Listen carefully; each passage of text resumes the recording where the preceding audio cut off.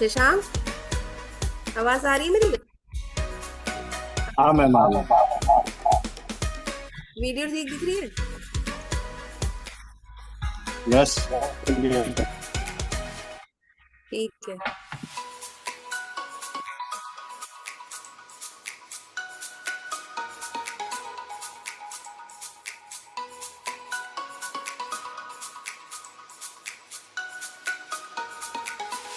हाँ घर पे ही हो ना?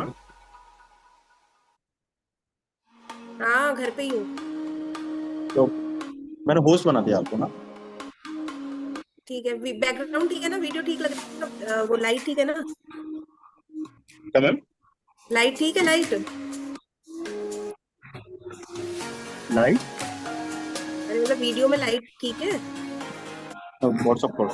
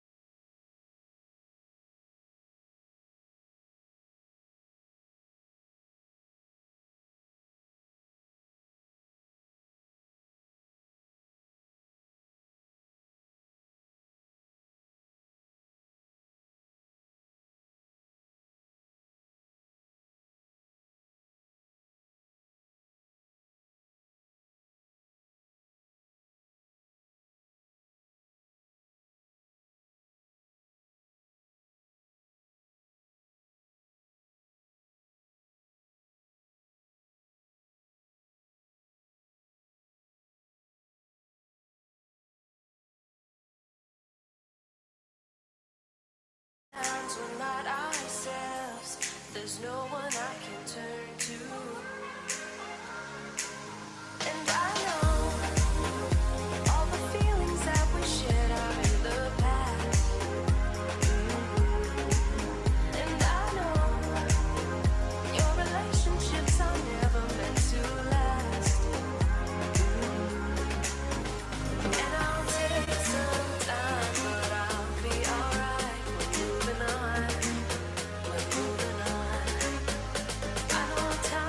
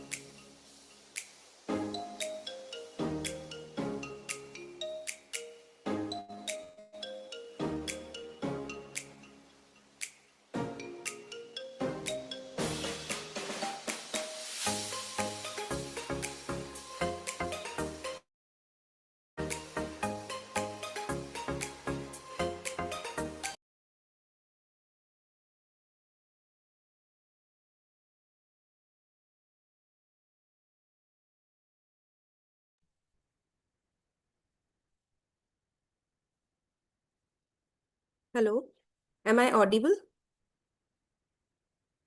Yes, Shashank, ma'am. am I audible? Yes, ma'am. Okay. A very good afternoon and warm greetings to one and all present here. On behalf of Samarpan Institute of Nursing and Paramedical Sciences, I extend a heartfelt welcome to all the dignitaries, esteemed speakers, respected faculty members, students, and guests who have joined us from across the country for the day 5, the national webinar series on redefining nursing practice, focus on adult health and surgical care. It is indeed a moment of pride and privilege to have such distinguished personality with us today. I take this opportunity to extend a warm welcome to our respected speaker, Professor Hepsi Natha ma'am.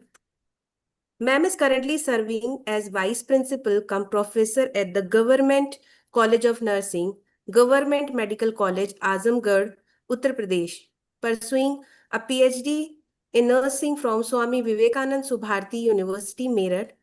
She holds an MSc in nursing from Rajiv Gandhi University of Health Sciences, Bangalore, and BSc nursing from Nizam's Institute of Medical Nizam Institute of Medical Sciences, Hyderabad. She brings 17 years of rich experience in both teaching and clinical domains. She has served previously as assistant professor at Tirthankar Mahavir University, Muradabad, and Florence Nightingale College of Nursing, Andhra Pradesh. Her clinical expertise was developed at STICU, Manipal Hospital, and NIMS, Hyderabad. Ma'am held key academic and administrative roles including research coordinator, postgraduate coordinator, chairperson of the University Research Council, NEC criteria in charge, NEP 2020 committee member, college and university level examiner, paper setter, and faculty recruitment committee member. She is recognized as certified simulation trainer from NRSC INC at SGT University, Gurugram. She has authored book for PG, UG, and GNM nursing courses with 6 patent and copyrights registered.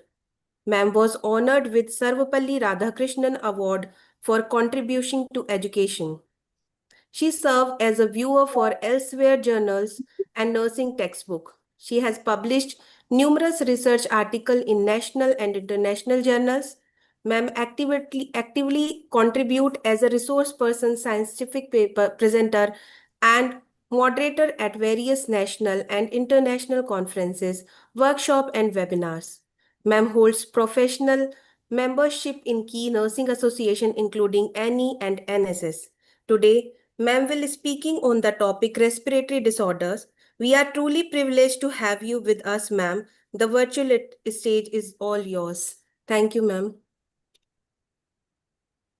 Thank you so Jai Hind, much for ma'am. that. Jai Hind, Hello, ma'am. ma'am. Thank you so much for Jai Hind, joining. ma'am. Today is Thank you so holiday, much. and I can see I, that you are ready with all your swords and guns to yes, yes, just ma'am. start your sessions. Thank you so much Yes, for ma'am. accepting our invitation and joining us for such a very important topic that is related with that respiratory disorder. And just see that COVID is just started, and you can add some more points related to this. And just thank you so much. You can start. We could have a talk at the end point. And maximum, I just try to have my students on screen. I just request to Manisha David to put in all the groups that they have to fast join, because this is Sunday. They may not be covering the areas. Thank Yes, you so ma'am. much, ma'am. You can start your class afterwards. Thank you. Thank you. Thank you. Once again, very good afternoon to one and all.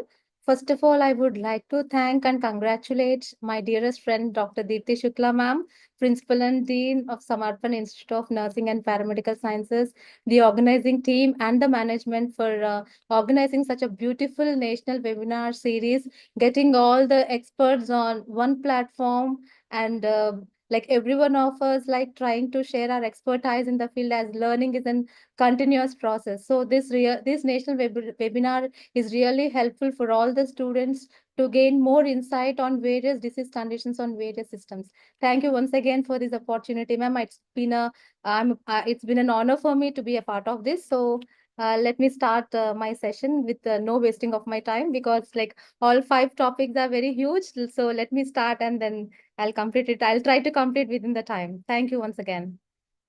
Am I audible, ma'am? Am I audible? Is it clear? Yes, ma'am. Yes, ma'am. Okay, okay. So let me share my slide.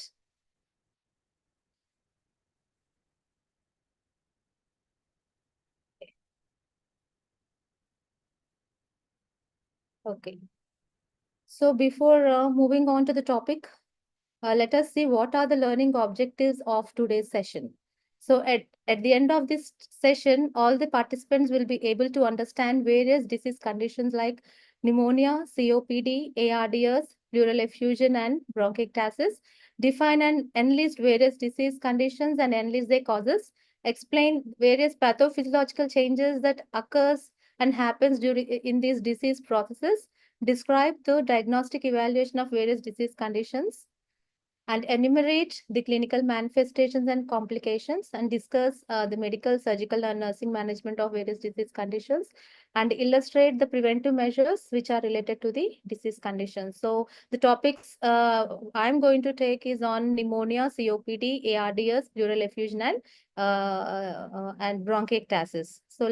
So before moving on to the main disease conditions, let me discuss a brief discussion about the anatomy and physiology of respiratory system, so that it will be very easy for all the participants to understand about the disease condition process. So here we go, coming to the introduction. So the main act of breathing involves two interrelated processes, that is ventilation and respiration. So in our respiratory system, so there are two important processes that really helps for us to breathe in and out of the air. That is, first one is ventilation. So what is ventilation? It is the movement of air in and out of the lungs. And respiration is refers to the exchange of oxygen and carbon dioxide across the cell membrane. So what is the main purpose of the respiratory system? So it helps in the gases exchange, usually takes place in the small air sacs, which is called as alveoli, and it is present at the end of the bronchial tree. Okay, which involves the transfer of oxygen and carbon dioxide between the atmosphere and blood. So if you see here, the respiratory system is divided into two important components, that is respiratory organs and respiratory tract. And furtherly, the respiratory tract is again divided into upper respiratory tract and the lower respiratory tract. The upper respiratory tract consists of nasal cavity, oral cavity, pharynx, and larynx. The lower respiratory tract includes the trachea, bronchi, and the lungs. Okay. So, the epithelial lining of the entire respiratory system is ciliated. You know what is the function of cilia, and the mucous cells, which are called as goblet cells, because what happens during the inhalation process, if any dust particles of foreign bodies enter into the respiratory tract through the ciliary mechanism, and as well as the mucus secreting goblet cells, what they do, they will try to expel, they will trap that foreign bodies, what foreign bodies को trap करके वो what they will do, they will try to expel it out of the respiratory system, so that there will be no obstruction in the respiratory process. That is a normal physiology that happens mostly when any foreign body enters into the body. So if you see the tracheobronchial tree, here it is a larynx, and it is a trachea, and it is furtherly divided into right main bronchus and the left main bronchus, and it is furtherly divided into secondary bronchi, and furtherly it again divided into tertiary or segmental bronchi, and finally the bronchioles, which end up with the air filling sacs, which is called small air sacs, which is called as alveoli, where there is exchange of gases, that is oxygen and carbon dioxide takes place. And if you see about the lungs, okay, this is tracheobronchial. You know what is tracheobronchial tree? That's bronchi, and furtherly divided into bronchioles and the alveolar sacs. So here the lung, the right lung is divided into three important lobes, that is superior lobe, middle lobe, and the inferior lobe, and it is divided, and all the lobes are divided with the fissures, which are horizontal fissures and the oblique fissures, whereas the left lung is divided into two lobes, which is, and each lobe is again divided with the oblique fissure, that is superior lung and the inferior lung. And next is, if you see here, again, the whole lung is covered with the pleural layer. So in inner part of the lung is covered with a visceral layer, and the outer part is covered with the parietal pleura, which covers the mediastinum, chest, and the diaphragm areas. So the space here, if you see the space between both the pleura is called as pleural space, which is filled with a small amount of fluid, which is called as lymph. So what is the main function of that lymph? So it will help it during the respiration process. So during the inhalation and exhalation process, so here the space, the fluid which is present in the place, which moisten the pleura, as well as frictionless activity that contains during the time of respiration. So ये जो plural space में जो है हमेशा वो negative pressure होती है during the inspiration के टाइम पे नेगेटिव प्रेशर क्रिएट होती है and it will help in the end it helps in the enlargement of the lungs. So what happens if this negative pressure is lost? So क्या होता है, negative pressure lost होने पे automatically more amount of fluid में be filled with in the pleural space, which may land up into more amount of fluid accumulation, which is called as pleural fluid or hemothorax. If it is, in case if more amount of air is filled, it is called as pneumothorax. Okay, and if any blood is accumulated inside, it is called as hemothorax, or sometimes pus due to any inflammatory process, which is called as empyema. So this is how the importance of this pleural fluid, which helps in the frictionless activity during the inspiration and expiration. So as we have already discussed that the main gases exchange takes place in the alveoli. So the main function of alveoli is the gas exchange, where the carbon dioxide is taken out and the oxygen is absorbed within the tissues through the RBCs will carry the oxygenated blood into the other tissues. So if you can see here, the air movement, here the blood low in oxygen and which is high in carbon dioxide, it enters into the thing, because here if you see, the alveoli is covered with the alveolar membrane, and mostly the exchange of gases takes place through the semi-permeable alveolar capillary membrane. Because semi-permeable means, you all know what is semi-permeable membrane. So the gas exchange mostly takes place with the process of diffusion. That is, what is diffusion? Diffusion, diffusion is the movement of gases from the higher concentration area to the lower concentration area. So here the oxygenated blood is carried out by the RBCs, and it will get diffused, and again it will taken back into the tissues of the body, and that's how the gas exchange takes place. This is in general the process of the physiological process of respiration that takes place. So with that, let me start off with the first disease condition that I'm going to take is pneumonia. So what is pneumonia? So let us have a look. So it is an inflammatory condition of the lung which affects primarily the microscopic air sacs known as alveoli. So the inflammatory condition, that is an infection which is caused within the lungs, which will affect the small microscopic air sacs which are called alveoli, that I have already told you that alveoli is the main important area where the gas exchange takes place. So instead of that, if because of any inflammation or the inflammatory process, that could be any of the infections, like there might be any bacteria, viral or fungus, and less commonly some other organisms also may land up into this type of condition, and certain other drugs and other conditions such as autoimmune diseases. So here if you see the normal air sac alveoli, and here the inflamed alveolar wall where the fluid and pus filled airspace which contains the bacteria and other blood cells. What happens during this time, it is very difficult for the patient to get the oxygen into their tissues, so hence it may lead into various type of complications. Next, coming to here, if you can see the same thing.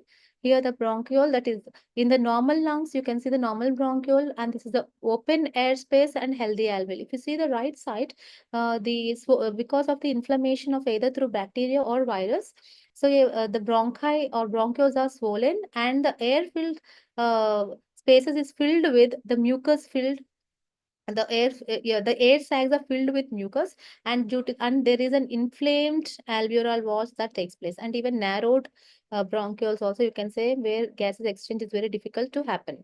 Next, coming to the epidemiology. So it is the most leading cause of death in developing countries, especially in children. And every year, pneumonia affects about 450 million people globally, and it may result in 4,000 deaths globally, and it accounts for 16% of total under 5 deaths in the world, killing around 9,000 children, majority being under 2 years of age and adults older than 65. So this pneumonia, mainly children are more prone to affect with this pneumonia, and the older adults, which is about 65 or above 65 years of age. And there are, after that, there are various medications that were discovered, and it is obviously the cases be the case, even though in spite of discovery of new medicines like antimicrobial agents, still if you see, the mortality and morbidity rates are still associated with these conditions. But still many research studies have come up, like various drugs have been invented, like sulfur drugs and penicillin. It plays a very great role in the treatment of pneumonia, and it often shortens the period of suffering among those already close to death, and thus has it is called as the old man's friend. Even pneumonia is also called as the old man's friend, because already the people who are very old, already their immune system is very weak. Obviously, the people who are 65 or older than that are more prone to have this pneumonia. Hence, it is called as old man's friend. Next, coming to the etiological factors.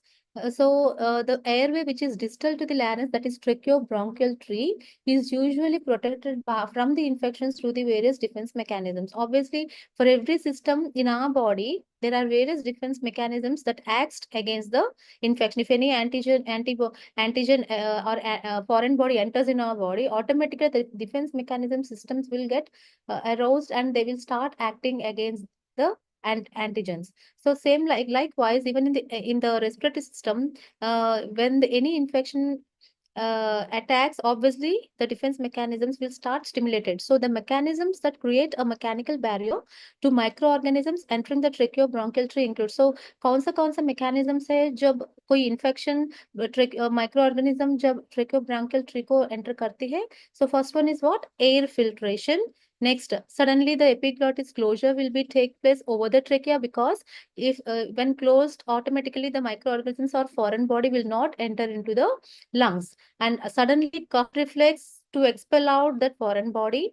Mucociliary escalator mechanism also will start, because mucus secretion and ciliary, it will trap the microorganisms. So this escalatory mechanism also will start, and then reflex bronchoconstriction will take place. So these are the various mechanical barriers in which it will attack the microorganisms when it enters into the tracheobronchial tree.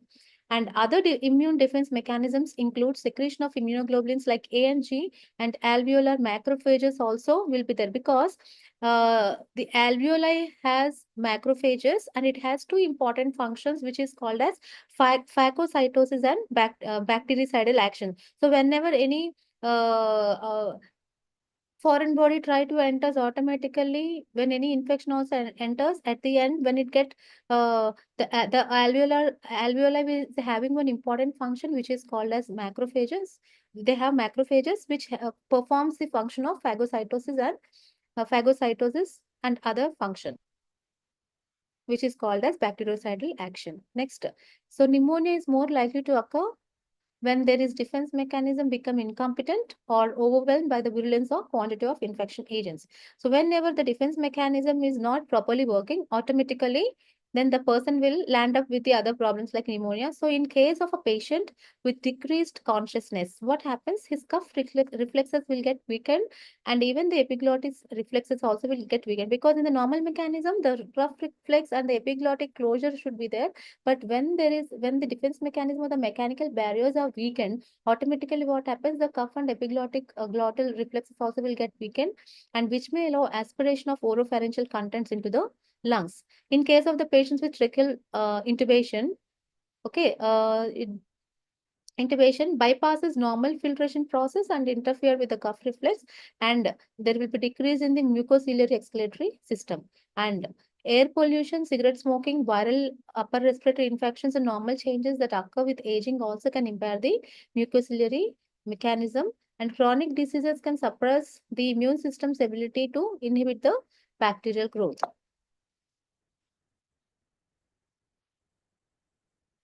Next, so even this etiology can also be classified based upon the types of pneumonia. So if you see, based on the source of infection, the pneumonia is divided into three types: community acquired, hospital acquired, and ventilator acquired. Based on the microbes, bacterial, viral, fungal, and parasitic.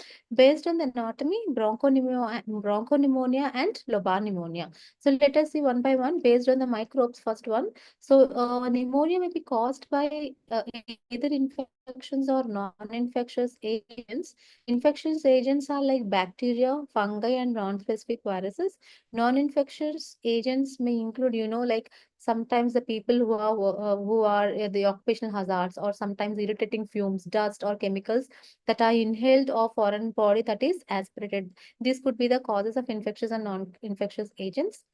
And next is the first one is bacterial pneumonia in the under the infective agents. So this bacterial pneumonia occurs when there is pneumonia causing bacterial masses, and it will get enlarged into the lungs and it get multiplied, and the alveoli will become inflamed because of the bacteria, and there is a formation of pus which spreads around the lungs. So these are some of the examples of the bacterial pneumonia organisms like Streptococcus pneumonia, Staphylococcus aureus, Haemophilus influenza, Legionella pneumophila, and methicillin-resistant Staphylococcus aureus.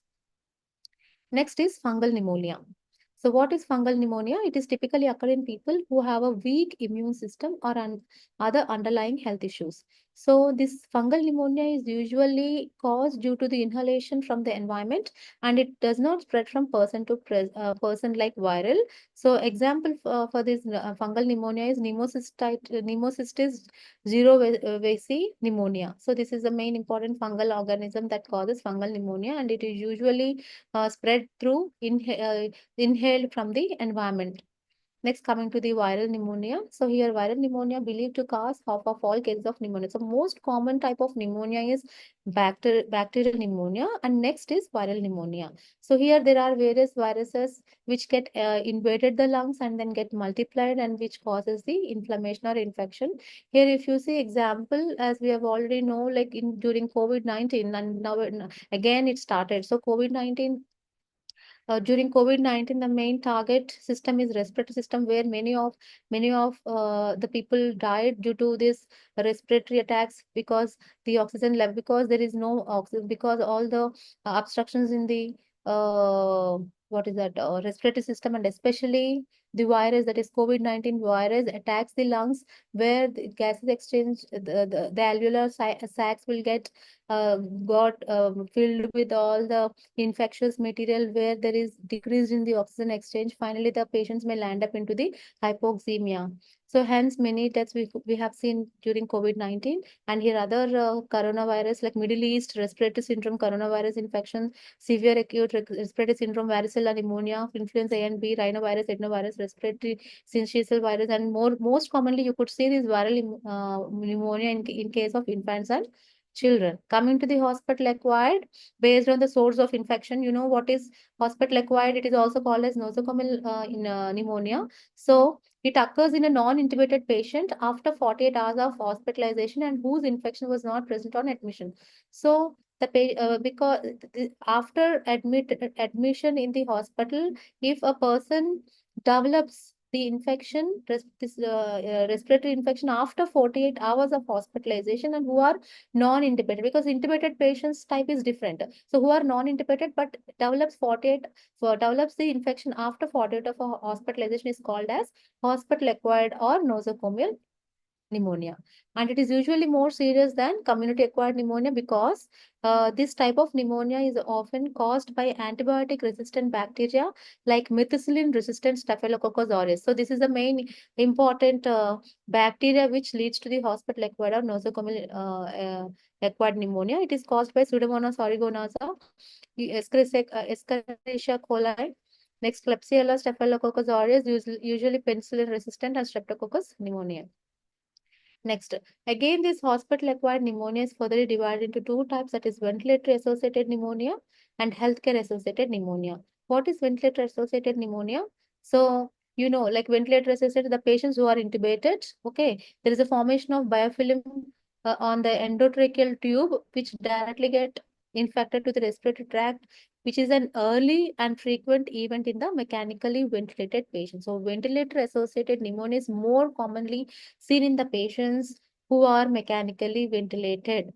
And next is healthcare associated pneumonia. It is relative category of nosocomial infection that causes prior to the hospital admission. So healthcare associated pneumonia occurs in the patients who are immunosuppressed and those who are recently hospitalized or residents in a nursing facility or requiring dialysis. So before the admission itself, if the patient is at risk of all these things, may land up into having this healthcare associated pneumonia. Next, coming to the community acquired pneumonia, this is the most common form of pneumonia and describes pneumonia that is acquired outside of a hospital or lived in a community residence in the previous 14 days. So, it is not occur in the hospital. So, the person who is away from the hospital, who is not admitted in the hospital, or he may be living in that particular community residence for at least 14 days. And what is the main cause of community acquired pneumonia? Obviously, the bacteria, virus, and less commonly the fungi one.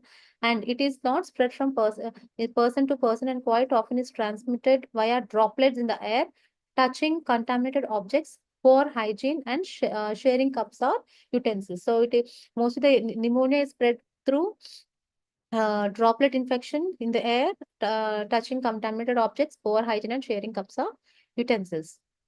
And these are the various organisms that causes community acquired streptococcus pneumonia, Haemophilus, Mycoplasma, respiratory virus, chlamydia, Legionella, moraxella, and Staphylococcus aureus.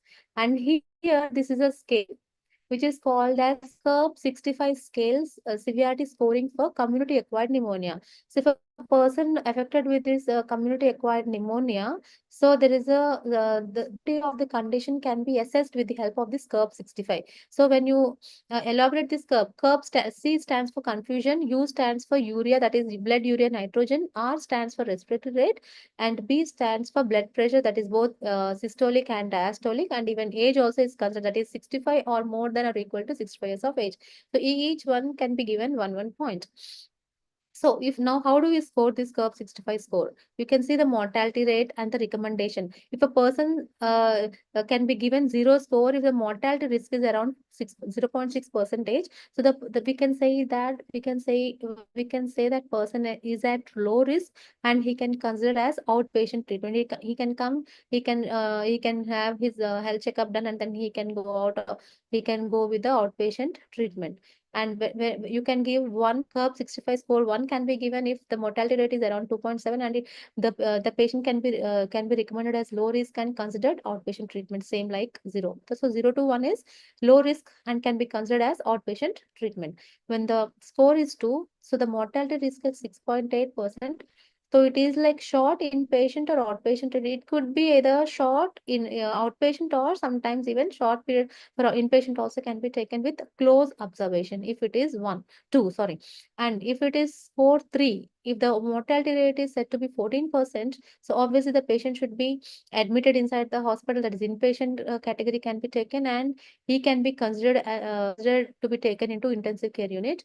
And if it is in between 4 or 5, if the mortality risk is 27.8, so even inpatient and considered intensive care unit. So that's how the community acquired pneumonia can be scored based on the severity by using this curve 65, that is confusion. U stands for urea, R stands for respiratory rate, and B stands for blood pressure, that is systolic blood pressure less than 90 mm of Hg, and diastolic blood pressure is less than or equal to 60 mm of Hg. Next is aspiration pneumonia. You know, the term itself says aspiration. It is an inhalation into the lungs of some type of foreign matter. Either it could be a liquid or solid. And the patients who are at risk for aspiration pneumonia, who are the patients who are at risk of this aspiration pneumonia? Who are having impaired swallowing or cough reflexes, decreased GI motility, esophageal abnormalities, tube feedings, tracheostomies, and endotracheal tubes. So all these people are more prone to have this aspiration pneumonia. Coming to the pathological, we have seen already source. One is under source of infection. We have seen three categories, and next we have seen the infectious agents, and next third one is pathological description, that is bronchopneumonia and lobar pneumonia. So what is bronchopneumonia? The other name of bronchopneumonia is also called as bronchi pneumonia. So here what happens here? So it affects the bronchi, and the infection may even go into the lungs and other associated even alveoli also get infected. And here you can see here the left side picture in the bronchopneumonia, the patchy infective areas will get seen in the lungs, and it may affect all the type of lobes in the lung, either it could be right or left lung, and it may even inflame the alveoli also. That is about bronchopneumonia. Patchy areas you can see in bronchopneumonia, whereas in lobar pneumonia, you can say either the segmental type of segment or the complete lobes will get infected with this pneumonia, which is called as lobar pneumonia. Next, coming to the risk factors, who are at risk of getting this pneumonia, advanced age, that is 64 more than that, exposure to noxious agents, that is history of smoking and air pollution, upper respiratory tract infections, tracheal intubation, prolonged immobility, immunosuppressive therapies, a non-functional immune system, depressed cerebral function, that is altered level of consciousness, abdominal or thoracic surgery, malnutrition, dehydration, homelessness, and other chronic disease conditions such as diabetes, heart conditions, chronic lung disease, renal disease, and cancer. Coming to the predisposing factors in elderly. So what could be the factors? Mostly the elderly people may suffer with this pneumonia. One is chronic airflow limitation, congestive heart failure, influenza, alcoholism, immobility, reduced cellular immunity, loss of ciliary action. Because all the if you would have started the elderly care of elderly, under that there are what are the various system changes that could happen. So if you see the respiratory system and other systems, the immunity system will get delayed, or it will get diminished or suppressed. So obviously they are more prone to get this type of infections. And decreased chest wall compliance, decreased muscle strength, and poor nutritional status. Coming to the pathophysiology, we have seen that pneumonia could be caused by any of the viruses or bacteria or fungi. And the bacterial pneumonia, common cause of bacterial pneumonia is pneumococcus pneumoniae, and pneumocystis pneumonia is caused by the fungus, and it can even see in majority of the patients who are immunocompromised like HIV and AIDS, and pneumonia which is which can be result from a ventilator, said to be ventilator associated pneumonia. So the causes could be anything. Okay, so first, because of either of any one of the cause, when the pathogens will invade the lungs, what happens immediately? The inflammatory process or the infection process will cause the fluid to accumulate in the affected alveoli, because actually alveoli is filled with air, because there is a gas exchange of oxygen and carbon dioxide takes place. Because of the inflammatory process, either it could be bacteria, virus, or any of the thing, what happens, there's a fluid formation takes place in the affected alveoli. So next, it may turn up into one more phase, a process called as hepatization. In this process, what happens, the capillaries will get dilated, and the neutrophils, RPCs, and fibrin fill the alveoli, causing the lung to appear red and granular. So next, what happens here, when the lung appears red and granular, slowly the blood flow decreases, and the leukocytes, that is WBCs, and the fibrin will get infiltrated in the area and consolidate, which gets solidified. So once the infection will getting resolved, again the consolidated material will get dissolved, and it's ingested and removed by the macrophages. These, I already told, these macrophages which are present in the alveoli has the function of two, that is, one is phagocytosis, another one is bactericidal. Hence, the infection will get resolved. Next, coming to the clinical manifestations, the patient who are suffering from pneumonia will have fevers, chills, or both. There will be a sudden onset, shaking chills, rapidly rising fever, which is nearly 101 degrees Fahrenheit to 105 degrees Fahrenheit. The patient will have this cough, non-productive or to very productive or purulent sputum can be seen. The patient will suffer with dyspnea, which is accompanied by respiratory grunting, nasal flaring, use of axillary muscles and fatigue, tachypnea, tachycardia, rapid bonding pulse, pleuritic chest pain, aggravating by respiration or coughing, diaphoresis, that is profuse sweating. The patient may have headache and fatigue. Next symptoms, you can see again fever, cough with yellow, green or bloody mucus, tiredness, that is fatigue. You could see rapid breathing, shortness of breath, rapid heart rate, sweating or chills, chest pain or abdominal pain, loss of appetite, bluish skin, lips on, because it's called, which is called as cyanosis, because oxygen depletion will be there. So there will be a cyanosis, confusion or altered mental state could be seen. Various symptoms can be seen in bacterial pneumonia. And what are the various symptoms you see in viral pneumonia? The patients who are suffered with viral pneumonia will have dry cough, headache, muscle pain, and extreme tiredness or weakness. Next is symptoms of pneumonia in younger children. If you, because pneumonia is mostly seen in children who are very young, like fever, chills, general discomfort, sweating, flushed skin, cough, difficulty breathing or rapid breathing, loss of appetite, vomiting, lack of energy, and restlessness.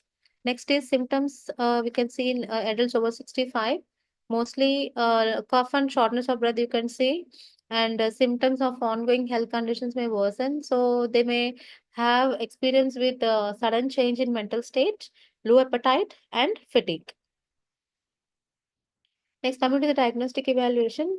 So, detailed history collection to be collected from the patient, and the physical examination also can be done. That so in auscultation, you could see bronchial breath sounds of fine cracks over the affected area, and pleural friction rub can be seen. It is an adventitious breath sound during auscultation. So here the sound is caused by the movement of inflamed and roughened pleural surfaces. So this is said to be pleural friction rub. So when it will happen, if there is any inflamed and roughened pleural surfaces, this type of sounds you can heard. Next is chest fish radiograph also can be taken to define the location and extent of pneumonia, how long it got spreaded, and affected areas appear white or opaque. So you can see in X-ray if the patient's lungs are affected with pneumonia. So obviously the areas in the X-ray can be noticeable as white or opaque in thing. And next is immunological test for detecting microbial antigens in serum, ABG, sputum, and urine. Skin test or tuberculin if suspected tuberculosis. Tracheal aspiration, bronchoscopy, needle aspiration, open lung, biopsy can be done. Next is pneumonia may involve one or more lobe segments of the lungs, which is said to be segmental pneumonia. And if the pneumonia develops in lobes, either it could be one or more entire lobes, lobar pneumonia, or lobes in both lungs, which is said to be bilateral pneumonia. So on the basis of location and radiological appearance, pneumonias may be classified as bronchopneumonia, interstitial pneumonia, alveolar pneumonia, or necrotizing pneumonia. So we have already seen what is bronchopneumonia. It is also called as bronchial pneumonia, which involves the terminal bronchi and alveoli. I have already told you. What is interstitial reticular pneumonia? It involves the inflammatory response within the lungs tissues surrounding the air spaces or vascular structures rather than the air passages themselves. In alveolar or acinar pneumonia, there is a fluid accumulation in the lungs distal aces, which so alveolar or acinar. It means accumulation of fluid in the lung distals or air spaces, that is inside the you can see here the picture. So inside the alveoli, there is a accumulation of the fluid. What is necrotizing pneumonia? So it is the death of a portion of lung which is surrounded by the viable tissue. So this in this X-ray examination will reveal the cavity formation at the site of necrosis, and this necrosis of the lung tissue which does not heal. So because once it is necrotized, it means the death of the lung tissue. It is a permanent loss of functioning parenchyma.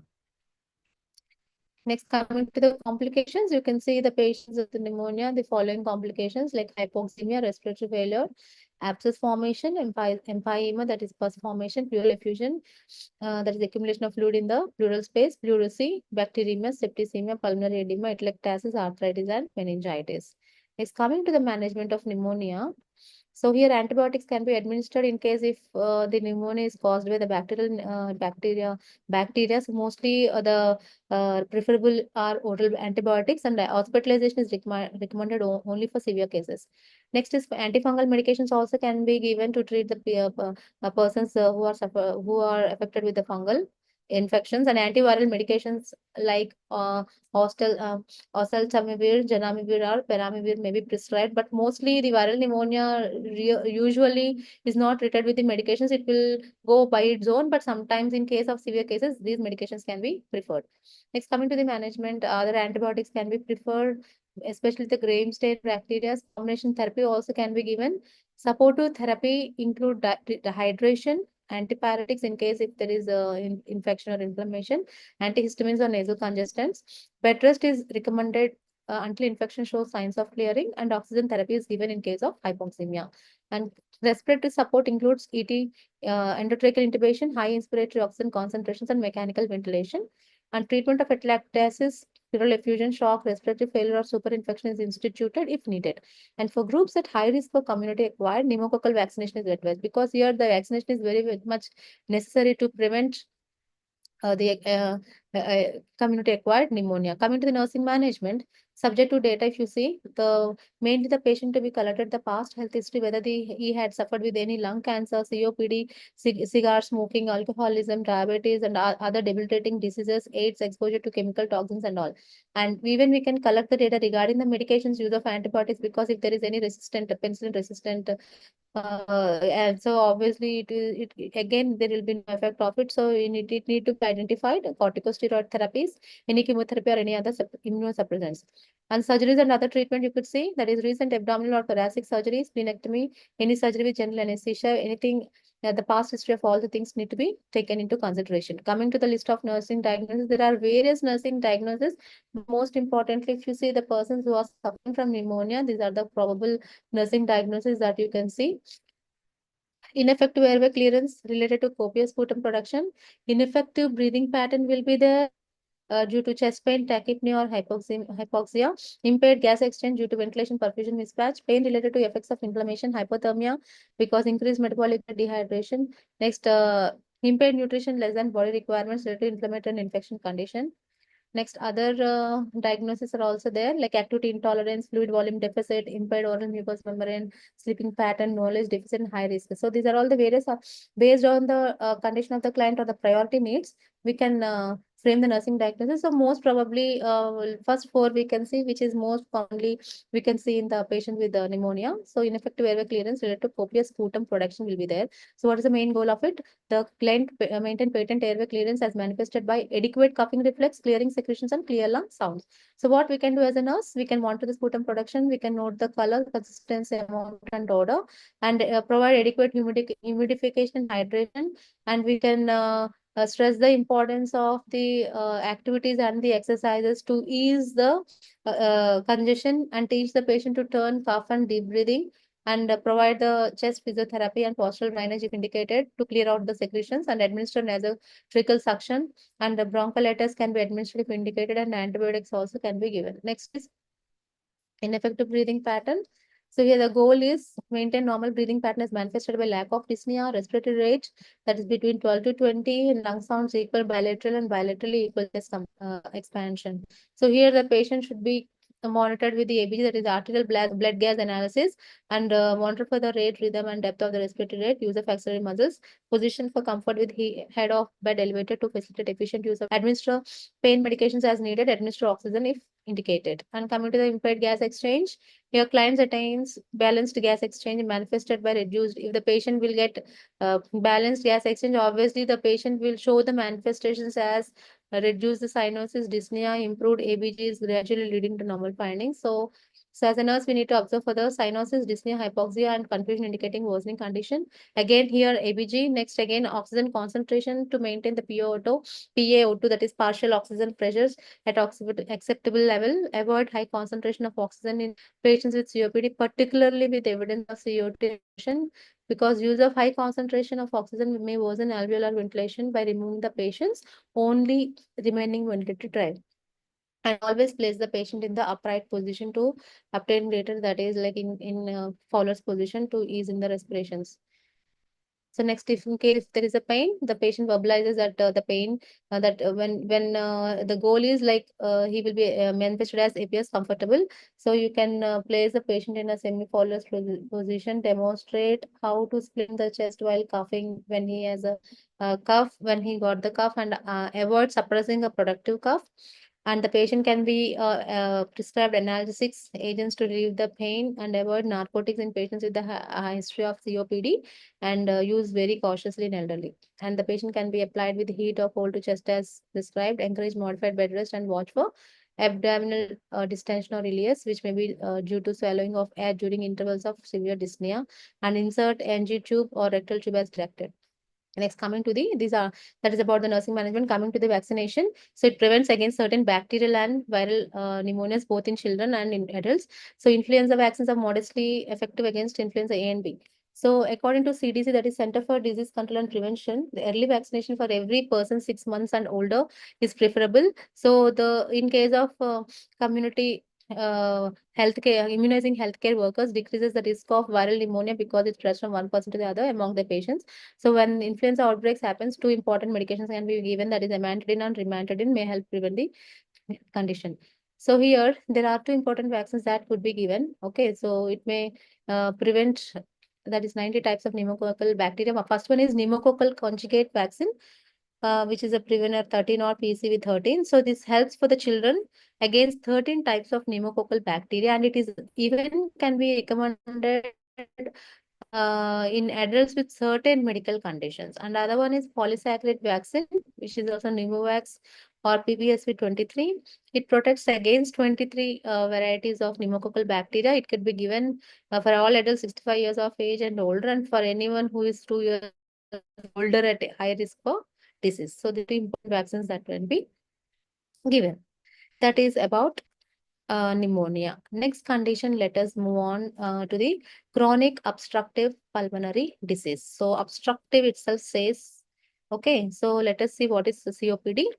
COPD is also known as chronic obstructive lung disease. So it refers to several disorders that affects the movement of air in and out of the lungs. You know what is ventilation? It is a movement of air in and out of the lungs.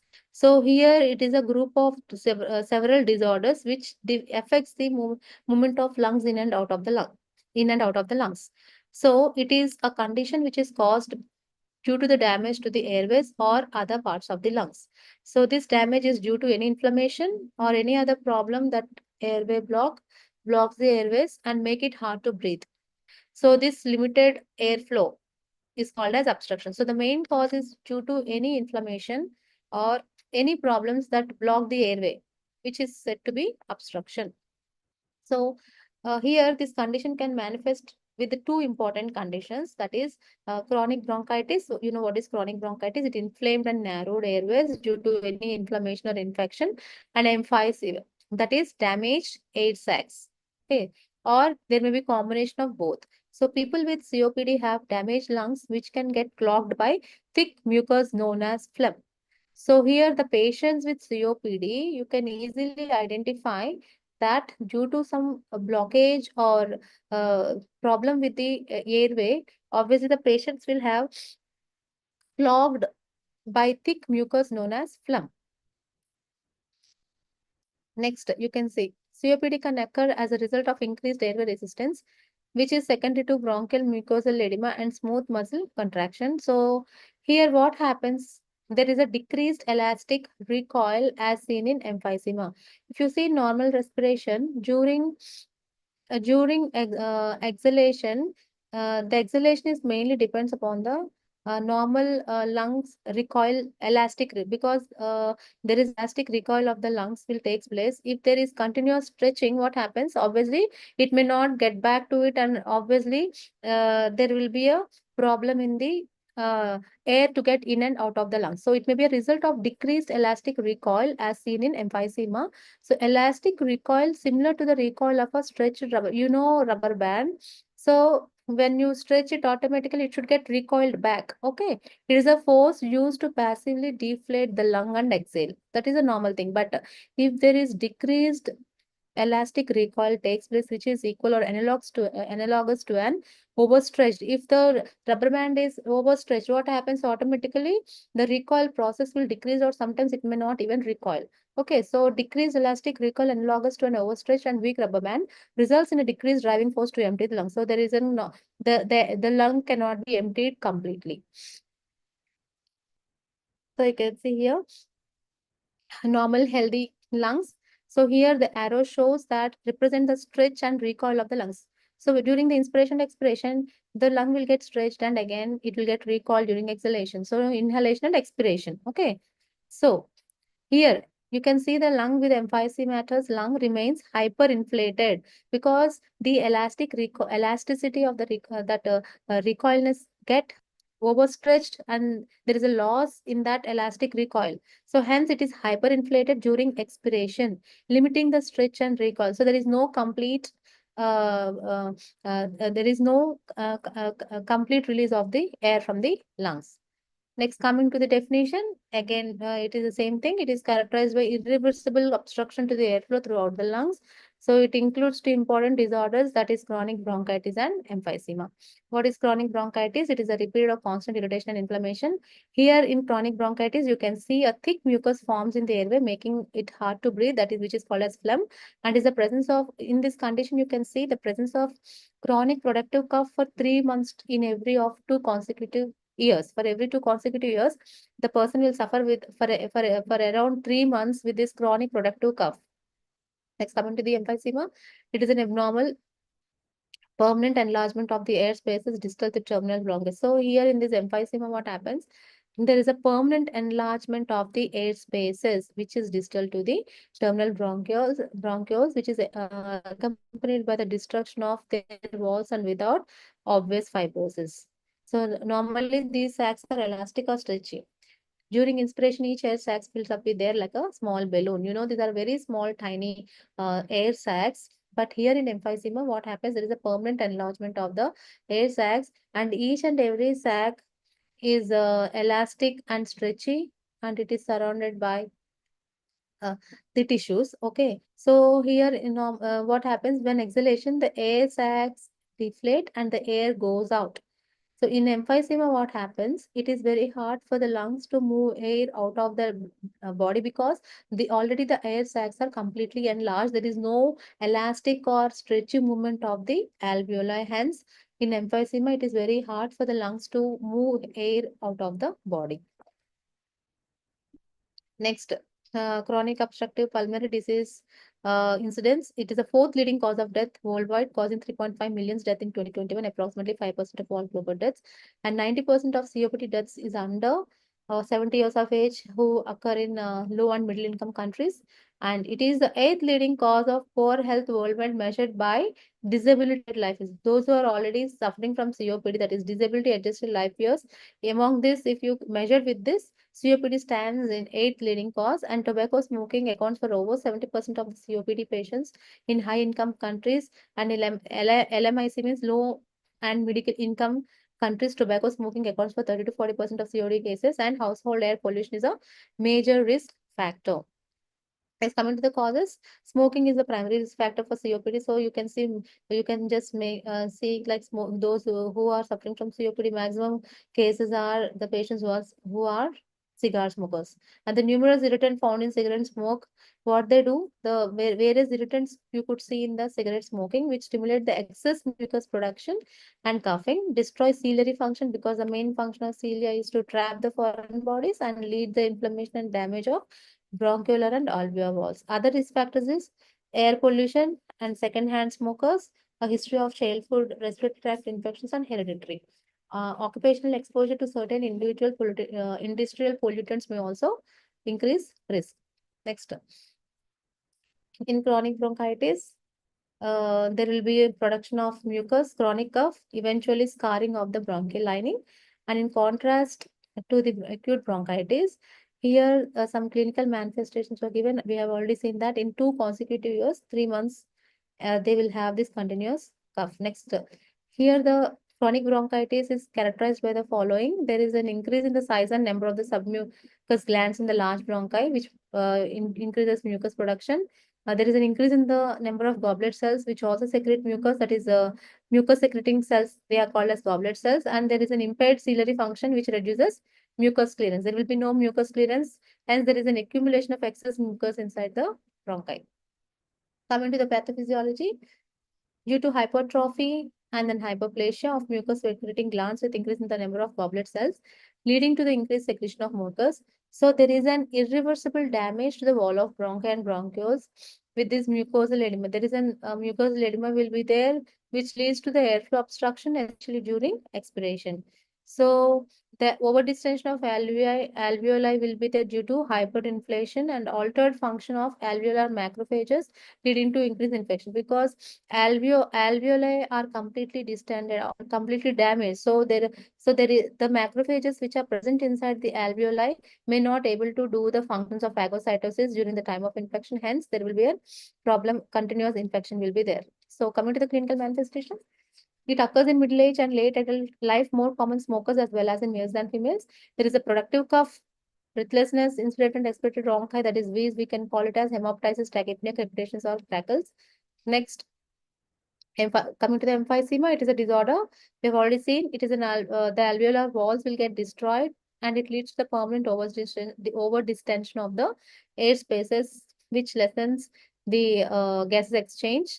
So it is defined as hyperinflation of the lung air spaces due to obstruction of non-respiratory bronchioles or due to loss of elasticity of alveoli. So the elasticity within the alveoli we get lost, so that there will be no exchange of gases takes place. And next, coming to the etiology, genetic and hereditary may be the cause. Industrial or occupational pollutants. It could be due to smoke or dust, or smokers, that is second-hand smokers, are also more prone to have this COPD. Next, what are the various stages of emphysema? So GOLD, that is Global Initiative for Chronic Obstructive Lung Disease, has categorized COPD in four stages. Okay. So what are the four stages? Stage 1. So mild, stage 2 is moderate, third is severe, and fourth is very severe. So here, if the lung function is around 80%, then it is said to be mildest. If it is around 50% and 79%, it is moderate. Okay, if the lung functions operates between 30% and 49%, it is severe, and very severe is less than 30%. The lung function is less than 30%. It can be categorized as very severe emphysema. Next, coming to the types of emphysema, central SNR, pan SNR, paraseptal emphysema, and irregular emphysema. What is central SNR? So it is the most common type of emphysema and typically occurs in the upper lobes of the lungs, especially in heavy smokers. So central SNR means the upper lobes of the lungs will get affected, and you could see in the patients with heavy smokers.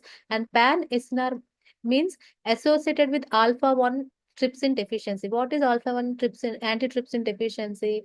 Alpha 1 antitrypsin is a protein generally produced in the liver. So what is the main function of this alpha 1 antitrypsin? It will help, it will prevent the lungs from the inflammation or infection, especially the people who are who will expose to the dust, or who will inhale the dust or any other foreign body particles. So it mostly what happens, it will get affect the lung will get affected. So this alpha 1 antitrypsin protein helps the lungs the prevention from the inflammation or infection. So if there is deficiency in that alpha 1 antitrypsin protein which is produced by the lung, automatically what happens, it cannot protect the lungs from the inflammation, and it mostly affects the lower lung zones, and even it is exacerbated by smoking. What is paraseptal emphysema? It is found near the pleura and septum of the lungs, often adjacent to areas of fibrosis or scarring. And irregular emphysema, this is less this type is very less and can appear haphazardly throughout the lungs. These are the four types of emphysema. Next, here you can see here what is central SNR, pan SNR, paraseptal, and irregular. Next, coming to the pathophysiology. So due to obstruction, the airways or loss of elasticity of the alveoli, following pathological changes occur in the lungs. First, if you see, we have already seen there is an hyperinflammation of the alveoli because the elasticity, will get lost, and there will be hyperinflammation. So there will be no complete the air we cannot be taken out from the lung, from the lungs. So hyperinflammation of alveoli with the air, destruction of alveoli and alveolar capillary wall, leading to enlargement of air spaces and decreased perfusion, that is ventilation perfusion impairment, which furtherly leads to the loss of elasticity of lungs. With the result, lungs become less compliant. And finally, there is a narrowing of small airways. So it means obstruction will be there in the small airways. Coming to the clinical features. So you can see there are two important clinical syndromes we can see, that is predominant chronic bronchitis with emphysema, which is said to be blue bloater. Other one is predominant emphysema with some degree of chronic bronchitis with pink puffers type. So these blue bloaters and pink puffers type, nowadays, these terms are not used, but previously they were used. So, predominant chronic bronchitis with emphysema, what are these? These patients are early elderly, usually smokers, because main cause is smokers who complain of symptoms for more than 2 years duration, having wheezes and bronchi and develop cyanosis and edema because of more mucus production and the phlegm. So, and narrowed airways. So, there is a cyanosed and edematous we can see. And next one is pink puffer type, that is a predominant emphysema with some degree of chronic bronchitis. So, these pink puffers usually have much wheezes and bronchi, hence do not develop cyanosis. Here, blue bloaters, because cyanosis will be there, and here in pink puffers there will be no sign of cyanosis, and hence called as pink. Here main symptom you can say is pursed lip breathing is a characteristic feature, hence called puffers. So let us see here a small with the diagrammatic representation. You can see blue bloater here. Blue matlab cyanosis है. Bloater matlab the patient look like a bloated person, like obese. So hence it is said to be blue bloater. And you can see blue lips, increased sputum, inflated airway, crackles, and wheezing. All these things you can see. Hence, it is called as the patient will have cyanosed with obesity. Hence, it is called as blue water. Whereas pink puffer is there will be a barrel chest, pursed lip breathing. It is a main important sign. And exertional dyspnea, lean forward to breathe. Okay, very anxious. Okay, and there will be no cyanosis. Hence, it is said to be pink puffer. Next, coming to the complications, pneumonia is one of the complications. There will be hypercapnia, hypoxemia, respiratory failure, pulmonary hypertension, cor pulmonale, which is called as right-sided heart failure, pneumothorax, and polycythemia. Next, similar to asthma, COPD, bronchitis, and emphysema may worsen at night. So most of the patients will suffer a lot during the night times, and clients often report sleep onset dyspnea. Suddenly, they may have sleep onset dyspnea, and frequently or early mornings awakening. Suddenly they will awake in the early mornings, and during sleep there is a decrease in the muscle tone and activities of the respiratory muscles. And this decreased tone leads to hypoventilation and increase in resistance of the airways. Eventually, the client becomes hypoxemic. Coming to the diagnostic evaluation, the patients can be asked questions like, do you smoke or have you ever smoked? Have you had long-term exposure to dust or air pollutants? And do other family members of family have COPD or other lung conditions? Do you get short of breath with exercise while resting? Have you ever been coughing or have you been coughing or wheezing for a long time? Do you cough up, fell? Well, these type of questions can be asked during the diagnostic evaluation, and you can see various type of tests that can be done: PFT, pulse oximetry, imaging tests, ABGs, exercising testing, ECGs, blood test, and genetic testing can be done. And treatments, mostly the patient's nursing measures, you can see smokers should either stop smoking or reduce its frequency. And passive smokers are also more prone to have this COPD, so they should avoid the company of the smokers who smoke. And housewife, because household smoke also is the main positive thing for females, especially who have housewives who are cooking. So they should avoid gas smoke, to avoid aerosol sprays such as deodorants, hairspray, and insect spray in the household. Dusty and smoke-laden atmospheres. Smoke from chimneys or factories also may be one of the causes of COPD. Should be avoided. Proper nutrition, adequate hydration should be given. Excuse me. Coming to the medical treatment, in case if it should be treated to reverse the airway obstruction as far as possible. So ampicillin can be given 250 to 500 mg every 6 hours for 5 to 7 days. It's a treatment of choice. Amoxicillin clavulanic acid may be given twice a day. Cefaclor twice a day, or cefixime for 400 mg once a day are good alternatives. Antibiotics are also given to the patients with purulent sputum, and it can be continued till it becomes mucor, that is around 5 to 7 days. And bronchodilators are much very less effective in case of chronic bronchitis, but regular treatment with oral theophylline 150 mg BD or inhaled B2 adrenoreceptor stimulus is that is salbutamol 200 mcg or terpitalin 500 mcg every 6 hours can be administered in case of in moderate chronic bronchitis, and in severe ways the ipratropium bromide that is 40 to 80 mcg 6 hourly should be added. And there will be no specific treatment is required for especially for emphysema. For chronic bronchitis we have seen various type of medications, but in case of emphysema there is no specific treatment can be required because it is an irreversible disease, because there is a complete dilation of the alveoli. So there is no specific treatment could be given, and then treatment is directed to treat associated bronchitis. Mostly sometimes together form the COPD. So associated bronchitis can be treated. And if corporal, that is left-sided heart failure develops, then the patient is hospitalized and immediately oxygen therapy should be given intermittently with salt restrictions and diuretics, because edema is always common. And then angiotensin converting enzyme inhibitors may be added into moderate to severe heart failure, and digoxin also should be preferably avoided because of risk of arrhythmias. Antibiotics are added to treat superinfections. Coming to the nursing diagnosis, impaired gas exchange, ineffective airway clearance, ineffective coughing and large amount of secretions, anxiety due to breathing problems, activity intolerance, impaired nutrition and sleep. These are the probable nursing management you could see in the COPD. Coming to the nursing interventions, observe symptoms and signs of hypoxemia and hypercapnia such as headache, confusion, increasing, means whatever complications and whatever clinical manifestations we have seen, all these symptoms to be identified and continuous support to be given to the patients, and administered low flow oxygen therapy, that is at least 1 to 3 liters per minute through nasal prongs or high flow venturi mask. Always place the patient in high follows position, give bronchodilators as advised, and avoid sedation such as opiates and tranquilizers. This is about thing. And other interventions were auscultate the lungs for crackles every 4 to 6 hourly and before and after coughing episodes, because the patient should be encouraged to have the coughing exercises, and encourage the client to drink 8 to 10 glasses of water, that is 2 to 3 liters if not contraindicated, to maintain good hydration of the bronchi. Always teach the client with rhythmic pursed breathing and adopt forward leaning position for exhalation, and teach and supervise incentives parametric techniques many times in 1 hour, and monitor severity of dyspnea and oxygen saturation. Always continuous monitoring should be there with the patients with COPD. This is about COPD. Next condition is about pleural effusion. So we have already seen here the lungs is once again the lung is covered with the 2 layers, visceral and parietal layer. Okay, and the space between the layers is called as pleural space, and which contains a small amount of fluid which is called as lymph. So the main function is to moist the pleural space, and then it helps to prevent the friction during the respiration process.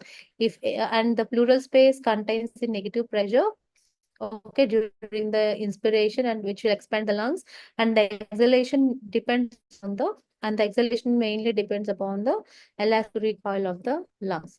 So if this oncotic pressure is lost, automatically there is an increased amount of air or fluid accumulated in the pleural space. If there is increased amount of fluid due to any inflammation or infection happens, it could be either bacteria, virus, or any other organisms, it lands up into the formation of excessive accumulation of fluid, which is said to be pleural effusion, that is fluid between pleural space. I guess you all understood. Next, coming to the introduction. So this is also, many of the people will call it as water on the lungs, is the buildup of excess fluid between the layers of the pleura outside your lung. The pleura or thin membranes that line the lungs, we have already seen that one, and more than normal collection of fluid in the pleural cavity is called pleural fluid. It can be detected on X-ray when 30 ml or 300 ml or more of the fluid is present, and clinically when 500 ml or more is present. So it is called as pleural effusion. Coming to the definition, it is an abnormal accumulation of fluid in the pleural space. Under normal circumstances, a small amount of fluid is continuously produced and reabsorbed within the space to maintain lubrication. And fluid accumulation in the pleural space can compress the lungs, impairing their ability to expand fully during the inspiration and expiration. Next, coming to, you can see in clear about this is the lungs. Okay, and this is the fluid. This is the pleural lining. Inside lining is visceral, outside is parietal, and this is the fluid that present between the lungs. This is the accumulation of fluid in the pleural space. Coming to the epidemiology, it is the most common pleural space disease affecting 1.5 million patients annually in the US and leading to significant healthcare costs. Next is there are many causes of pleural effusion, and some people have more than one. There are two important types, that is protein poor or protein rich, that is transudative and exudative. So, what is transudative? Transudative is watery fluid, and exudative is protein rich. So, in transudative type of pleural fluid effusion, what happens here? The fluid will get leaked into the pleural space. This is from increased pressure in the blood vessels or a low blood protein count. So, here the main cause is heart failure. So transitive is the fluid leaking into the pleural, that is water liquid. Whereas exudative matlab protein rich fluid which is caused by blocked blood vessels or lymph vessels, inflammation, infection, pneumonia, lung injury or lung tumors, and post open heart surgery. So protein rich fluid could be seen in the exudate, and transitive matlab water fluid which can be seen in the pleural effusion. So it can see transitive occurs due to increased hydrostatic pressure or low plasma oncotic pressure, occurs due to inflammation and increased capillary permeability. Next, coming to the risk factors, smoking and drinking alcohol, as this can cause heart, lung, and liver disease, which can lead to pleural effusion. History of any contact with asbestosis are the major risk factors for the patients who are suffering from pleural effusion. So, smoking and drinking alcohol really leads to the pleural effusion. Coming to the pathophysiology, so this pleural effusion develops due to the involvement of pleura by the underlying pathology. Like in case of patients with tuberculosis, malignancy, or infections, okay, in the lungs are as a part and parcel of generalized anasarca. That is, generalized anasarca means edema, generalized edema, either due to increased hydrostatic pressure. We can see this. What is hydrostatic pressure? It is a pressure exerted by the fluid, especially the blood, okay, into the tissues. This increased hydrostatic pressure can be seen in congestive heart failure, pericardial effusion, or decreased oncotic pressure we can see in the cirrhosis liver and nephrotic syndrome. So here any of these conditions will leads to the fluid collection occurs slowly and steadily. So with this significant pleural effusion, there is a positive pressure develops in the pleura. I told always the pleural space should have the negative pressure so that it will combat with the amount of fluid that is present, and it helps in the during inspiration and expiration. It will help out. If there is presence of positive pressure develops within the pleura, automatically the lungs will get compressed, which is called as which is compression collapse. Large effusions may shift the trachea and mediastinum to the opposite side. So these are the various pathophysiological changes that you can see in the pleural effusion. Coming to the clinical manifestations, the symptoms and signs of dry pleurisy, that is, dry pleurisy consists of fever, pleuritic pain, and pleural rub. It may precede the development of effusion in those conditions where pleura is involved, but in other conditions, the onset may be slow, insidious, with no pleural pain. So you can see even the pyrexia, fever, you can see in case of infection appears, and dyspnea is the earliest symptom of effusion. So what is pleurisy? It is a condition in which the lungs lining pleura becomes inflamed and you experience sharp chest pains. Breathing and coughing usually make the pain worse. Next, what are the complications in pleural effusion? There will be a lung damage, infection that turns into an abscess called an empyema. There is a pus formation inside the pleural space, air in the chest cavity, pneumothorax after drainage of the effusion, pleural thickening, scarring of the lining of the lung, which is said to be fibrosis.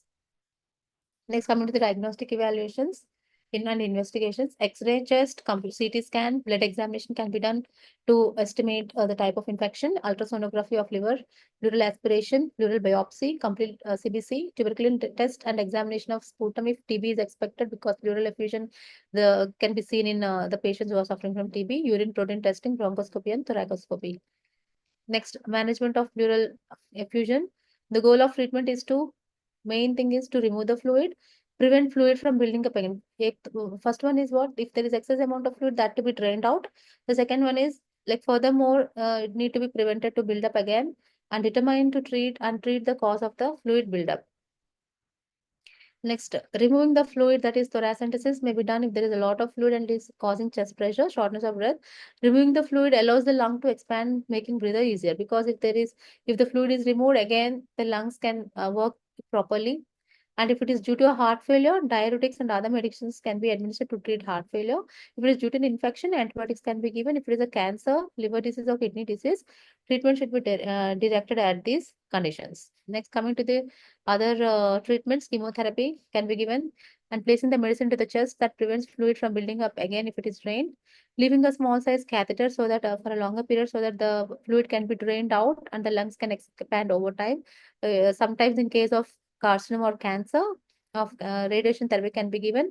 Other surgeries also can be suggested, like video assisted thoracoscopic surgery, thoracotomy, pleurodesis, and pleurodectomy. So here they can just use through video assisted small catheter can be ingested and then make a small scars, and the fluid can be drained out. Thoracotomy, it is like they will open directly in the chest wall and then drain the fluid. Okay, next pleurodesis is also there, and pleurectomy also can be done.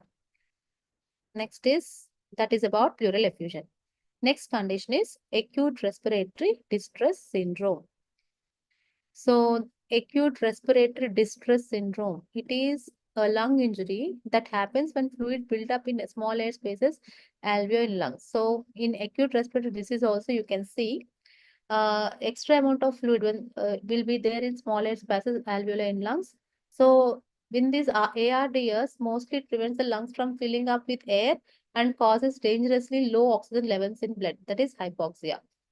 And acute respiratory, because when there is increased amount of fluid filled instead of air, there will be no oxygen exchange. Eventually, there is less amount of oxygen that will be carried out through tissue into the tissues and into the blood, which is called as hypoxia. And ARDS is a life-threatening lung injury, which is caused mostly by various conditions like sepsis, pneumonia, and you can see in the patients with suffering from COVID-19 and other conditions also. And it tends to develop within a few hours to few days of the event that caused it can worsen quickly. And the people with acute respiratory distress syndrome may have to be put in an intensive care and on a ventilator to help them breathe, because mostly the patients during the time of COVID-19, okay, the patients mostly they are under distress, that is ARDS, and the patients are also suffer from pneumonia. So automatically the patients will have hypoxia because very less amount of oxygen levels you can see in the blood in under ABG analysis. So immediately the patient should be kept on ventilator to give artificial ventilation. Next, coming to the definition, it is a sudden progressive form of respiratory failure which is characterized by severe dyspnea, refractory hypoxemia, and diffuse bilateral infiltrates. So this type of syndrome was first described in the year 1967, and it has been referred to by several terms like shock lung, wet lung, post-traumatic lung, congestive atelectasis, capillary leak syndrome, and adult hyaline membrane disease. Like these type of terms were given initially in the year 1967. Next, coming to the incidence, this is a life-threatening injury we have already seen, which is caused by sepsis, COVID-19, pneumonia, and other conditions, and it affects about 2 lakhs people in US and 3 million people worldwide every year, and it is caused around 10% of all intensive care unit admissions. If you see in ICU, with respiratory disorders, mainly 10% of the respiratory disorders, you could see 10% of ARDS patients can be admitted in the ICUs, and it's a reason at least 25% of people require mechanical. Out of 100%, if you could see, 25% who are on ventilators are suffering with ARDS in a hospital setting. Next, coming to the causes, sepsis. So it's the most common cause of ARDS. It can happen when there is a serious infection in lungs or other organs with widespread inflammation. Next is aspiration pneumonia. You all know what is aspiration pneumonia, that we have already seen. It is due to any aspiration of food, liquid, or other substances. And blood transfusion, who are at risk of ARDS if received more than 15 units of blood in a very short period of time. And COVID-19 nowadays, it's very prevalent again. Who have severe COPD may get ARDS. So it's like we should be very much careful, and always we need to get monitored, and we need to monitor the patients. Okay, like if whoever are here COVID-19, obviously eventually they may get with ARDS, and because COVID-19 is directly affecting the respiratory system, and it can cause lung injury and swelling that can lead to COVID-19 related ARDS. Next is other causes are pancreatitis, inflammation of pancreas, major trauma or burns in case of patients who are uh, those who are accidents and falls may directly damage lungs or other organs in the body, and it may get triggered severe inflammation in the lungs. Next, inhalation injuries, breathing and exposure to high concentrations of chemical fumes or smoke also may land up into ARDS. Drug overdose like cocaine and opioids also is one of the cause, and near drowning and drowning that causes water to get into the lungs and which causes the damage to the respiratory tract. Next, coming to the risk factors. The risk factors is categorized into two types, that is direct pulmonary trauma and indirect pulmonary trauma. Direct pulmonary trauma is due to viral, bacterial, or fungal pneumonias, lung contusions, fat embolus, aspiration like foreign material, drowning and vomitus, massive smoke, inhalation, inhaled toxins, prolonged exposure to high concentration of oxygen. Whereas indirect pulmonary, like we have seen other causes like sepsis, shock, multisystem trauma, DIC, pancreatitis, uremia, or drug overdose, anaphylaxis, idiopathic, prolonged heart bypass surgery, massive blood transfusions, PIH, increased intracranial pressures, and radiation therapy. So direct there could be the risk factors could be either directly it may affect the pulmonary system or indirectly pulmonary trauma could be seen. Next, coming to the pathophysiology. So the main hallmark of ARDS is there is a massive inflammatory response. We have seen various causes and the risk factors. It could be the direct or indirect. So due to any of the inflammatory process, response by the lungs that increase permeability of the alveolar membrane with resultant fluid movement into the interstitial and alveolar spaces, which turns up in the development of non-cardiogenic pulmonary edema, which decreases the lung compliance and impairs oxygen transport to the body tissues. Next, coming to types of ARDS, here also we can see exudative. There are three important types. First one is exudative. It is seen approximately 24 hours after the initial insult and consists of damage to the capillary endothelium and leakage of fluid into the pulmonary interstitium. So this type of first phase could be seen within 24 hours of the insult or 24 hours of the inflammatory process, and there is a formation of microemboli and can further increase the pulmonary artery pressure.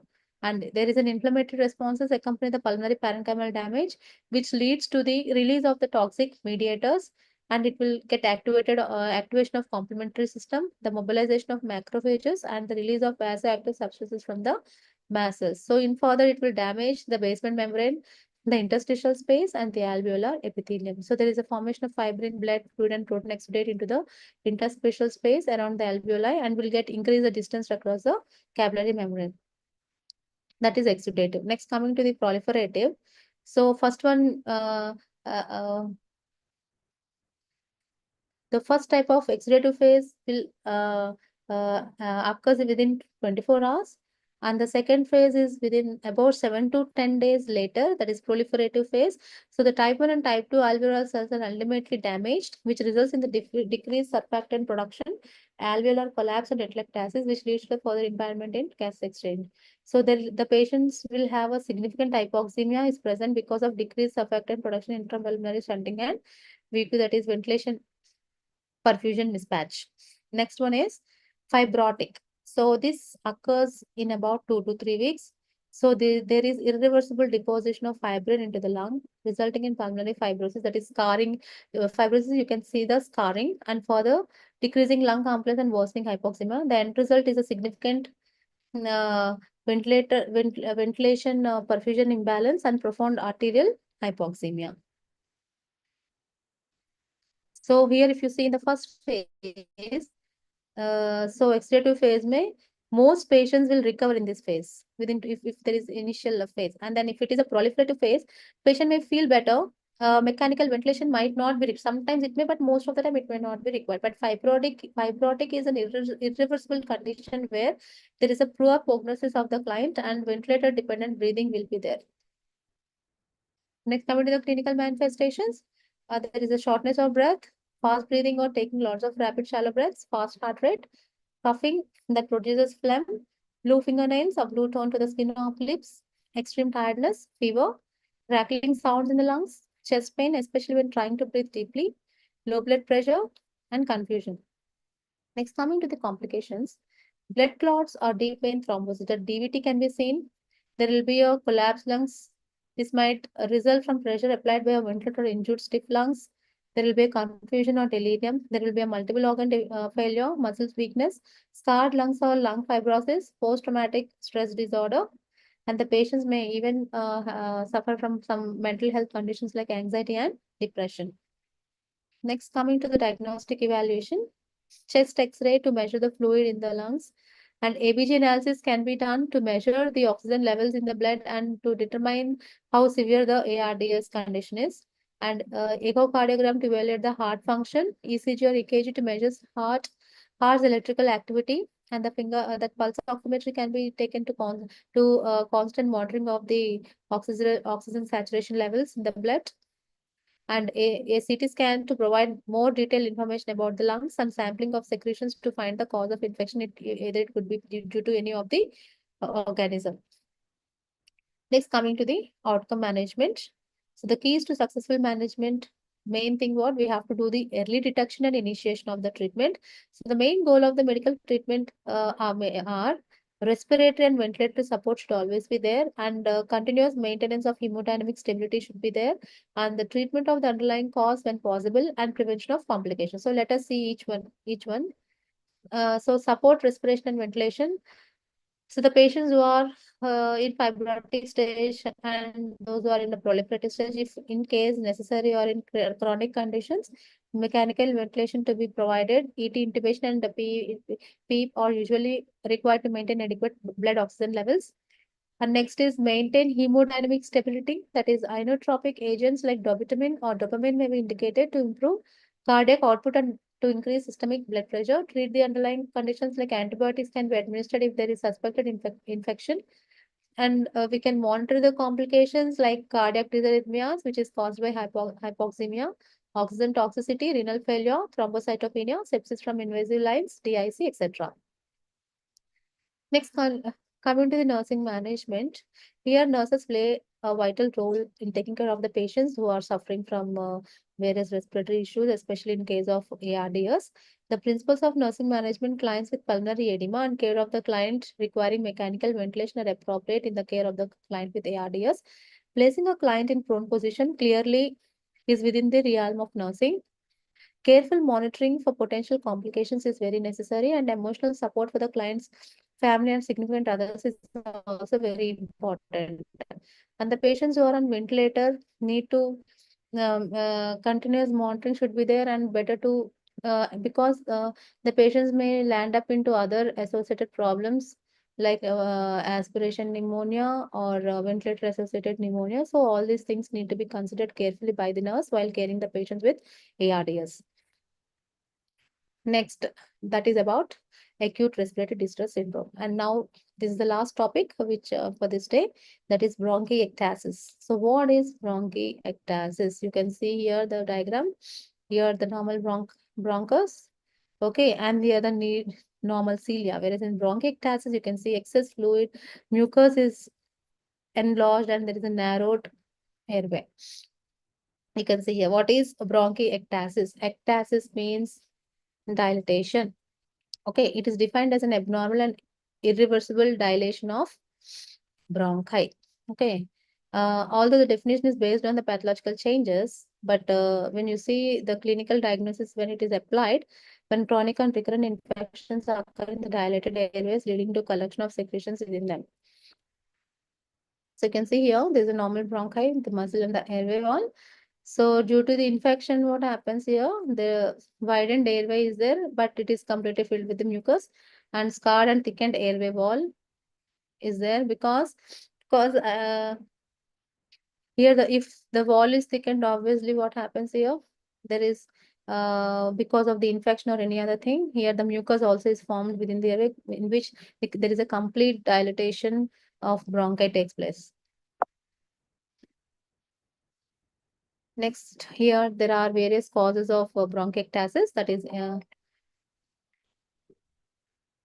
there is various causes of bronchiectasis. First one is infective, acquired. First, under acquired, infective causes, there is bacterial, viral, and fungal. Bacterial is Pseudomonas aeruginosa, influenza, Staphylococcus aureus, Klebsiella, next pertussis, E. coli, B. proteus, tuberculosis, Mycoplasma, etc. So viral measles, adenovirus, influenza virus, HIV virus, fungal bronchopulmonary. So these are the various organisms, bacterial, viral, and fungal, comes under the infective causes. And coming to the obstructive causes, benign neoplasms, it could be either carcinoid tumors or bronchial adenoma, COPD, foreign body aspiration in children, bronchostenosis due to impacted secretions, extrinsic compression by enlarged lymph node.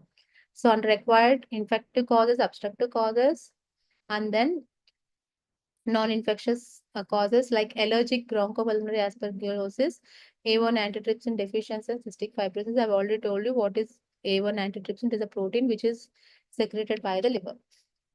Next is congenital. Second one is congenital, that is Katagener syndrome. It is a rare autosomal recessive genetic ciliary disorder. So these are the two important causes of bronchiectasis. Next is pathophysiology. So here the bronchial passages will get obstructed with subsequent infections. So why there is a obstruction in the bronchial passages? Because of continuous infection in the bronchi. So what are the various pathogenic mechanisms that you observe? So first one is destructive and inflammatory changes that can be seen in the medium-sized bronchi. So here the infective agents, what they do? Mostly they will cause or produce the inflammation. Due to that inflammation, there will be destruction of the bronchi by various mechanisms which depends upon the host defense or resistance. Virulent organisms like especially the Pseudomonas aeruginosa or influenza, they produce some toxins like proteases and toxins that injure the respiratory epithelium, and it may finally eventually leads to the impairment of the mucociliary clearance. And then once the defense is compromised by these organisms, the dilated airways become more susceptible to repeated infection because already the airways are dilated. So it leads to the repeated infections by colonization and growth of the bacteria in those dilated bronchi.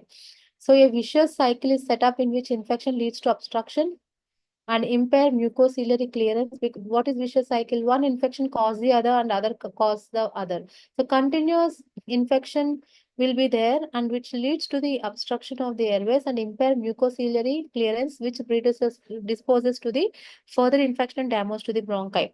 So the normal components of airways like cartilage, muscles, and elastic tissues are destroyed, and which results in the replaced by the fibrosis or the scarring. That's the first one. Next one is collection of secretions. So there is a thick purulent material is collected within these dilated airways, leading to the obstruction. So when complete dilation of the bronchi is there due to the infection, thick purulent material or mucus is enlarged inside that airway, which leads to the complete obstruction and obliteration. And finally, what happens? Dilation of bronchi. There is a bronchial and peribronchial inflammation, and fibrosis will be there. There is an ulceration of bronchial wall, mucus gland, hyperplasia, and squamous cell metaplasia. The destruction of bronchial wall make the airways thin, which becomes dilated due to peribronchial fibrosis and pressure within the airway. Next, coming to the predisposing factors of bronchiectasis. So there is an impaired host defense due to any of the cause. There is an impaired mucociliary secretion. There is an immunoglobulin deficiency, which is congenital acquired, or it could be acquired. Other one is endobronchial obstruction. Next is repeated upper respiratory chest infections. Next is repeated aspiration of acid gastric contents. Next, coming to the clinical manifestations, the patient will have chronic cough with massive expectorations. There is an hemoptysis. There is a recurrent pulmonary infections will be there due to bronchiectasis. The patient will have dyspnea. There will be associated systemic features. There will be an edema. There is an asymptomatic dry bronchiectasis or bronchiectasis sicca. So you know what is hemoptysis? It is a coughing up of blood. Coming to the physical signs in the patients with bronchiectasis, you can see any combination of crackles, bronchitis, and wheezes. You know what is crackles? It is a high-pitched heard during inspiration, not cleared by cough, which is discontinuous. And coming to the bronchi, it's rumbling, hoarse sounds like a snore, may clear with coughing or suctioning like continuous. And if it is like wheeze, next musical noise during inspiration or expression, usually louder during expiration. So it will be continuous in nature. So in the physical science, any combination of these three can be heard. Next, there is a digital clubbing may be present. Patients may have symptoms and signs of right heart failure secondary to development of cor pulmonale in these patients, and there may be physical signs of underlying COPD can be seen. Next, coming to the diagnosis and intervention investigations. So here, the diagnosis of bronchiectasis is morphological, that is to demonstrate the dilated airways either by bronchography or computed tomography. We could make out either of these scans. So investigations of the patients can be done are total and differential leukocyte count, sputum for culture and sensitivity to identify to rule out the type of infection, urine examination, radiological chest X-ray, bronchography, CT scan, fiber optic bronchoscopy, PFT, that is pulmonary function test for aspergillosis, and test for ciliary function because there is an impairment of ciliary function in this condition. Next is complications. There is a recurrent pneumonias. You can see the empyema, there is a formation of pus. Next, bacteremia and septicemia, cor pulmonale, meningitis or brain abscess, and there is a massive hemoptysis. And coming to the management, there is an antibiotic therapies can be given in case if it is suspected with the bacteria, and bronchodilators and mucolytics to ease up the respirations, postural drainage. Next, bronchoscopic suction and bronchial lavage. Treatment of complications, if any, whatever we have seen, whatever the complications related to bronchiectasis is there, uh, treatment can be done as per the complications that is observed in the patient. Next, coming to the surgery. So, resection surgery who do not respond to medical therapy can be done, who have repeated massive hemoptysis. Coming to the nursing management. Evaluation of current smoking status, evaluation of current exposure to occupational toxins or pollutants, and indoor or outdoor pollution, assess the patient's current level of functioning. So these all things the nurses can monitor, and let us have a nursing diagnosis related to the condition. The patients who are suffering from bronchiectasis may have impaired gas exchange related to ventilator perfusion imbalance. Next is ineffective airway clearance related to the increased mucus production. Next is ineffective breathing pattern related to mucus and airway irritants, and acute intolerance related to the hypoxemia and ineffective breathing patterns. Mostly, if you see all the respiratory conditions, so there will be ineffective airway clearance, impaired gas exchange, or ineffective breathing. Almost all the conditions will have same sort of conditions, but based upon the clinical manifestations, it can be prioritized as per the patient's need. And and so what are the nursing interventions? Smoking cessations should be there. So the patient should be taught about the smoking cessation therapies and other factors that increase the production of mucus and hamper its removal, and administer the bronchodilators as prescribed, and perform the postural drainage. So with percussion and vibration in the morning and at night as prescribed. And in case if the patient is infected with the bacteria, so antibiotics can be prescribed, and activities like alternating activity with rest periods can be encouraged to the patients. Being a nurse, it is our responsibility to take care of the patients who are suffering with all these type of respiratory conditions. So this is about the conditions what we have studied. Uh, so so today's class, let me summarize that we have studied the normal environment physiology, brief review of environment physiology of respiratory system, and then we have come across with various conditions of lower respiratory tract infections like pneumonia and other pleural effusion. Next, chronic obstructive pulmonary disease, pleural effusion, bronchiectasis, and acute respiratory distress syndrome. I think you hope you all have understood. And then if you have any doubts and the questions, you can just pose your questions. Yes, over to Manisha. Thank you. Thank you once again. Thank you. Thank you so much, ma'am, for the wonderful session. Participants, if there are any question, kindly ask. The question and answer chat box is open. You can ask the question if you have.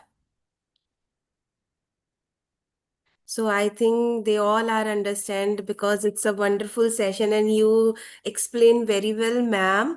It is my great honor and privilege to deliver the vote of thanks on behalf of SINPS and the conclusion of today's session of our national webinar series.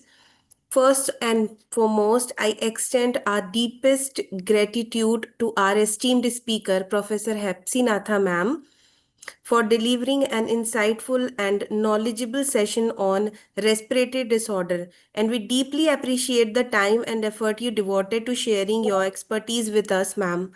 Thank you once again for being a part of this initiative. We look forward to continue learning and future collaboration.